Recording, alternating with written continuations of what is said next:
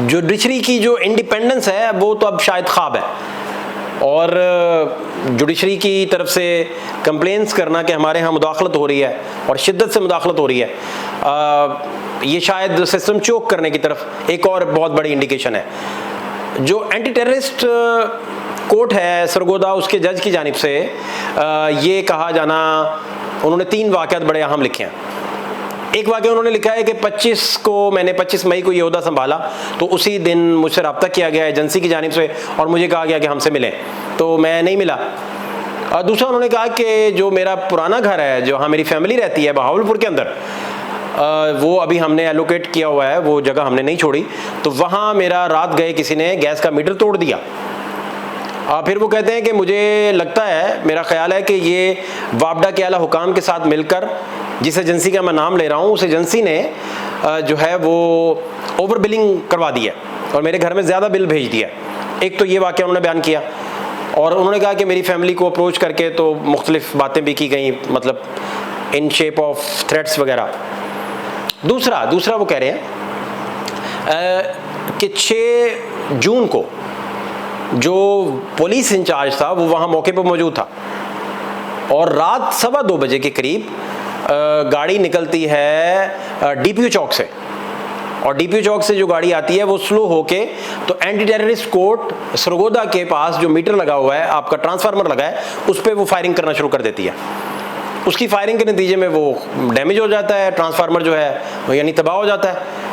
तो वो ये एफआईआर लॉन्च कर दी गई। उन्होंने कहा कि इस लेटर में ये भी हम लगा रहे हैं साथ रेफरेंस के तौर पर, और एफआईआर नंबर साथ लिखा हुआ है, साथ टाइम लिखा है, साथ बताया कि आई विटनेसेस के 2 और भी पुलिस वाले साथ थे जो ड्यूटी पे मौजूद थे, वो लिखा हुआ है। साथ उन्होंने कहा कि इसके साथ ही वो बताते हैं 10 का वाक़या, 10 जून का। 10 जून को वो कहते हैं कि मेरे सामने 19 एप्लीकेशन लगी हुई थी और 9 ट्रायल हो रहे थे, और प्री अरेस्ट की वो एप्लीकेशंस लिखी हुई थी, तो 9 ट्रायल चल रहे थे। तो प्रोसिक्यूशन की जानिब से एडजमेंट की 2 एप्लीकेशंस फाइल की गई, और हमें बताया गया कि हाई कोर्ट से हम स्टे ले आएंगे और ये हम यहाँ से मैटर जो है ले जाएंगे, केसेस ट्रांसफ़र हो जाएंगे। तो हमें हाई कोर्ट का जब नहीं दिखाया गया स्टे, तो हमने उसे फैसिलिटेट नहीं किया और वो दरख्वास्तें खारिज कर दी एडजमेंट की। फिर वो कहते हैं कि यकदम वो सारा ऑफिस जो है और उसके रास्ते ब्लॉक हो गए, जो हमारा अदालत था, अदालत का सारा अमला था, उसे भी अंदर ना आने दिया गया। जज वो जो वकला थे वो अंदर ना आ सके, अंडर ट्रायल मुल्जिमान जो थे वो अंदर ना आ सके, क्योंकि 9 लोगों का ट्रायल वहाँ चल रहा था, वो भी अंदर ना आ सके, और जज साहब भी फिर बाहर ना जा सके। तो इस सारी सूरत हाल में वो कह रहे हैं कि हमने जब पता किया तो हमें पता चला कि ये कोई मुबैना तौर पर थ्रेट अलर्ट था, जिसकी वजह से ये सारा मामला हुआ।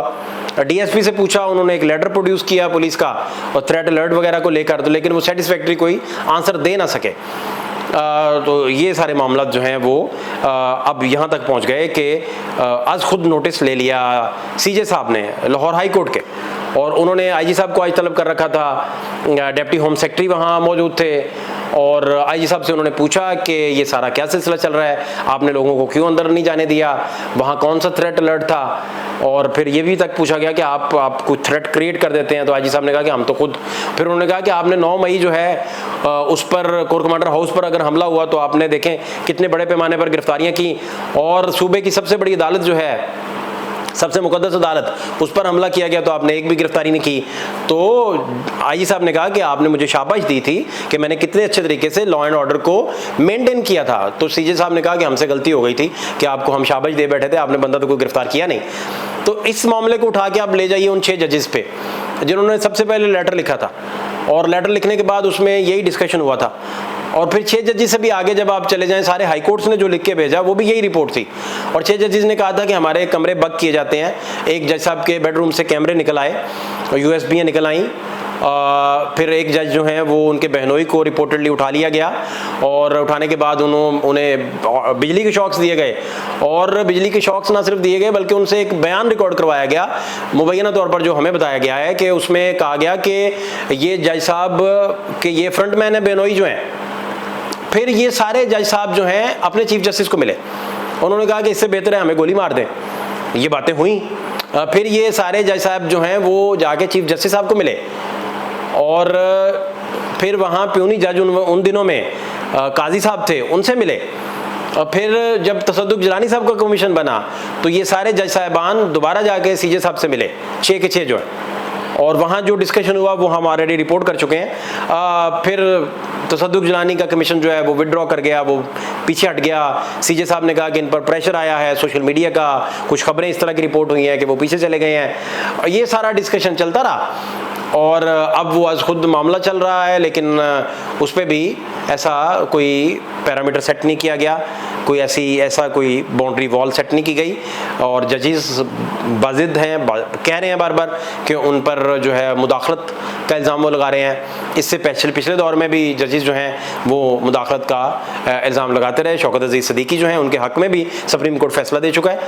और इंडिपेंडेंस ऑफ जो जुडिशरी है वो अगर काम नहीं कर रही होगी, उसे स्पेस नहीं मिल रहा होगा, और वो बिटवीन द लाइन्स खेलने के बजाय अगर खुल के नहीं खेल पा रही होगी। और आप ये देखें कि 6 जजेस के बाद कितने बड़े पैमाने पे अदलिया में इंडिपेंडेंट फैसलों का या बोल्ड फैसलों का या वो फैसले जो एक्सपेक्ट नहीं किए जा रहे थे उनका एक ट्रेंड सेट हुआ है। अहमद फरहाद केस में जो शायर कश्मीर के उठाए गए, उसके मामले में लाहौर हाई कोर्ट किस लेवल तक गया था और कहा था कि सेक्टर कमांडर को हम बुला लेते हैं, फ़लाँ हाजिर हो, किस लेवल तक बातें हो चुकी हैं।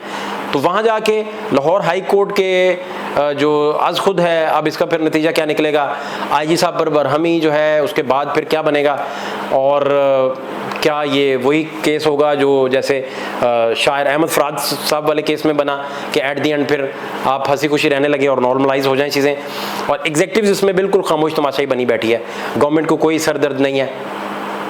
इदारे और जुडिशरी ये आमने सामने है और इसे बीच बचाव करवाने वाला कोई नहीं। और ऐसा भी सिलसिला नहीं है कि दोनों लचक का मुजाहरा करते हुए अपनी अपनी हदूद में वापस चले जाएं, जिसकी वजह से ये तलवार लटक रही है कि कोई भी खुदा न खास्ता सानहा इससे जन्म ले सकता है। जब आप हीट बढ़ाते जाएंगे तो फिर नतीजा जो वो क्या होगा ये मुझे बताने की ज़रूरत नहीं है, नविश्ता दीवार है। फ़ात शहबाज खान को इजाज़त दीजिए, अल्लाह ने के पान।